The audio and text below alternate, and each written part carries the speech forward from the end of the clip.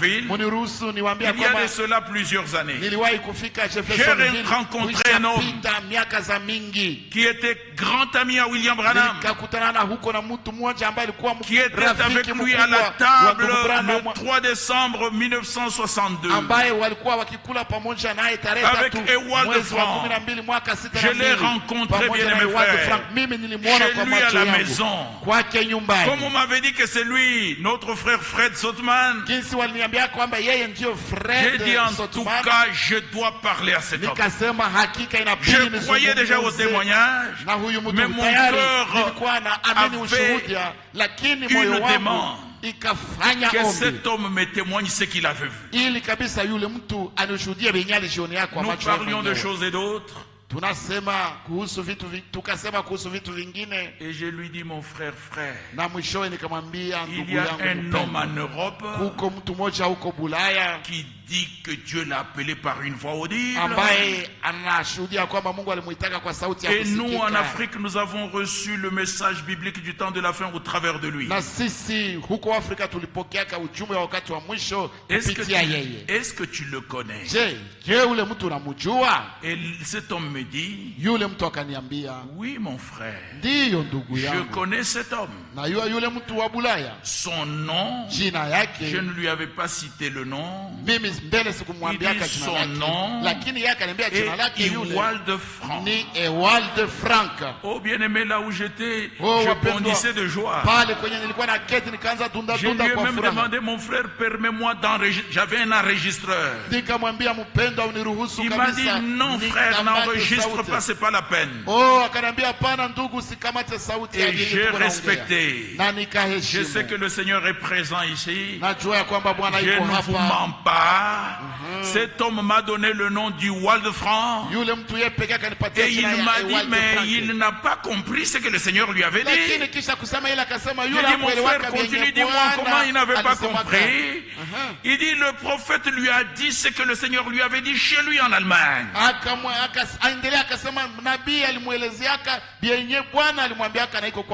Et le prophète lui a dit que tu iras prêcher ce message. Et tu iras même le distribuer. Alors moi j'intervenais à chaque fois pour lui dire, c'est ce qu'il a fait. Il dit, mais mon frère Didier, maintenant il ne prêche pas le même message.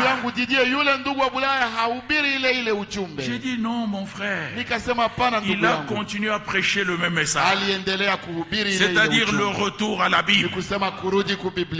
Alors un autre ami de frère Branham qui était avec moi, qui m'avait amené là-bas, du nom de Paul Friedinger, quand il a entendu que je disais que le message biblique du temps de la fin nous a ramené à la Bible, il me dit, frère Didier, est-ce qu'en Europe ou en Afrique, vous prêchez la Bible? J'ai dit oui mon frère. C'est le conseil de William Branham. Il a dit la Bible est notre absolu. Et chaque prédication qu'il a donnée sortait de la Bible.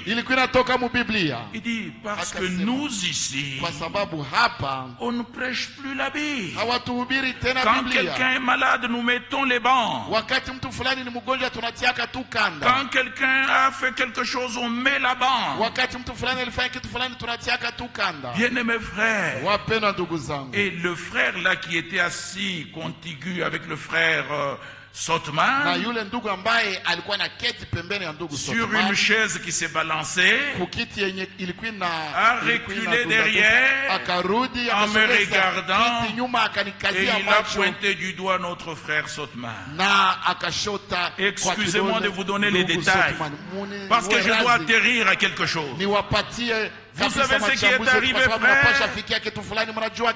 Et à un moment, j'ai dit à notre frère Fred Sothman, mon bien-aimé frère Sothman, pourquoi tu ne donnes pas ce témoignage?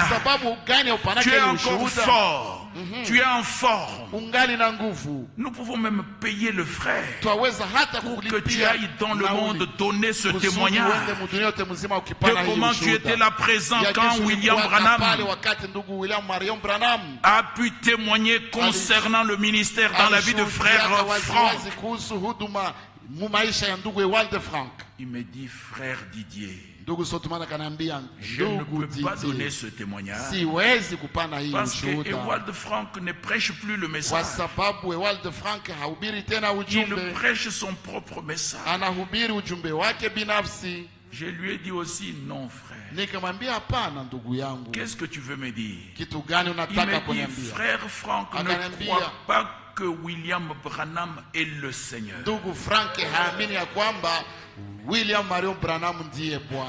Bien-aimé, moi-même j'étais blessé dans mon cœur. J'ai dit, mon frère Fred, William Branham n'est pas notre Seigneur. Moi non plus, je ne crois pas que William Branham est notre Seigneur. Il me regarde. Il dit, frère Didier, tu ne crois pas que William Branham est le Seigneur? Mais qui devait ouvrir les sceaux? Bien-aimés frères et sœurs, revenons à la Bible. Parce que nous croyons de tout notre cœur. Il m'a posé la question biblique et je devais répondre selon la Bible. Je lui ai dit, mon frère, tu dois savoir que c'est lui qui a ouvert le sceau. Selon Apocalypse, c'est le lion de la tribu de Juda. Parce que lui m'avait dit, n'est-ce pas William Branham? J'ai dit, William Branham n'a ouvert aucun sceau. Est-ce que vous le croyez? William Branham n'a ouvert aucun. Les branhamistes peuvent crier comme ils veulent, mais nous pouvons dire que William Branham n'a ouvert aucun. Nous ne le disons pas parce que nous voulons, mais William Branham lui-même a confessé. Il avait déjà prêché sur les sceaux, mais c'était l'inspiration des théologiens. Et il a dit, si le Saint-Esprit, le 17 mars, vous pouvez le lire même chez vous, lors de l'ouverture du premier sceau. Bien aimé, laissez-moi vous dire que William Branham avait déjà dit que le cavalier qui est sur le cheval blanc, c'est le Saint-Esprit. Il va en conquérant. Est-ce que nous comprenons, frère? Frère Branham l'avait déjà prêché comme ça. Mais lors de l'ouverture du premier sceau, il dit, aujourd'hui entre 12h et 14h,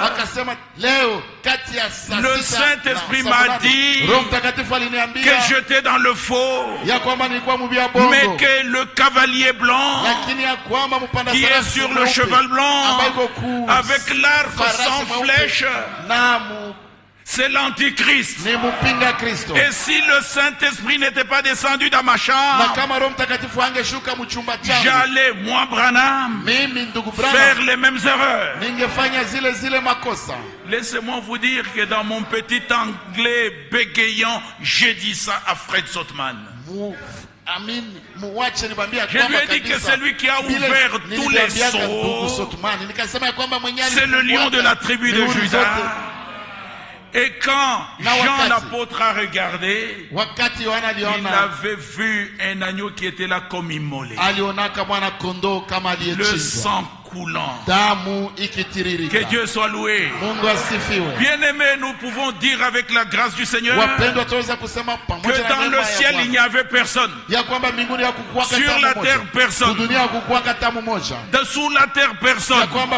Même William Branham ni Ewald Franc, personne, encore moins Didier. Alléluia. Et Jean l'apôtre a pleuré. Jean l'apôtre a pleuré amèrement de ce que personne n'était trouvé. Mais l'un de vieillard vint et lui dit, Jean, ne pleure point, car voici le lion de la tribu de Juda a pu prendre le livre et il en a rompu le sceau. Que Dieu soit loué. Et Jean a regardé, il a vu un agneau qui était là comme immolé. Alléluia. Il s'agit de lui.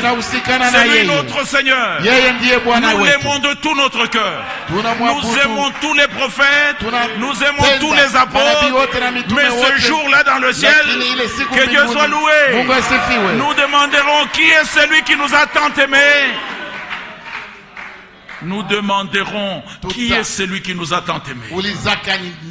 Qui est notre Seigneur? C'est Jésus-Christ. On nous montrera peut-être Abraham, Isaac et Jacob. On nous montrera tous les prophètes. On nous montrera William Branham. Mais nous poserons la question, où est celui qui a coulé son sang pour toi et moi? Son nom est le Seigneur Jésus-Christ.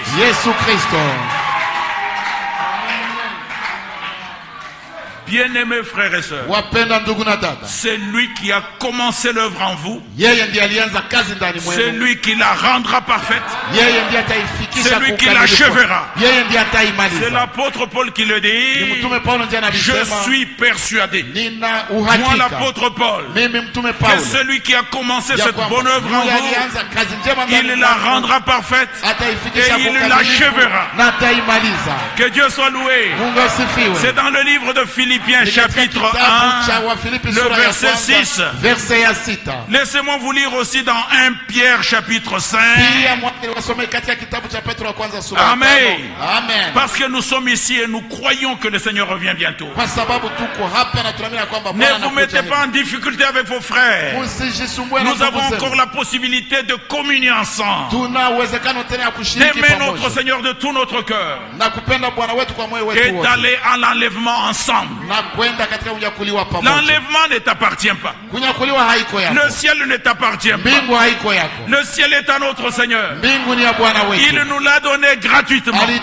Si nous avons encore l'occasion d'appeler quelques-uns, faisons-le maintenant, car le temps de la grâce arrive à sa fin.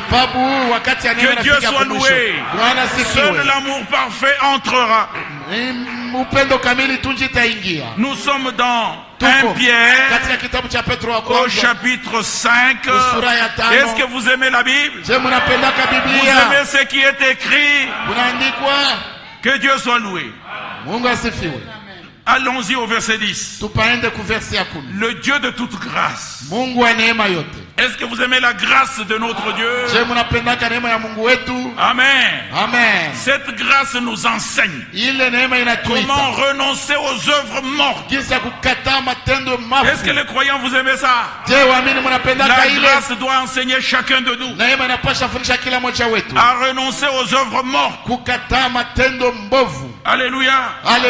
Le Dieu de toute grâce qui vous a appelé en Jésus-Christ à sa gloire éternelle, après que vous aurez souffert un peu de temps, il vous perfectionnera lui-même.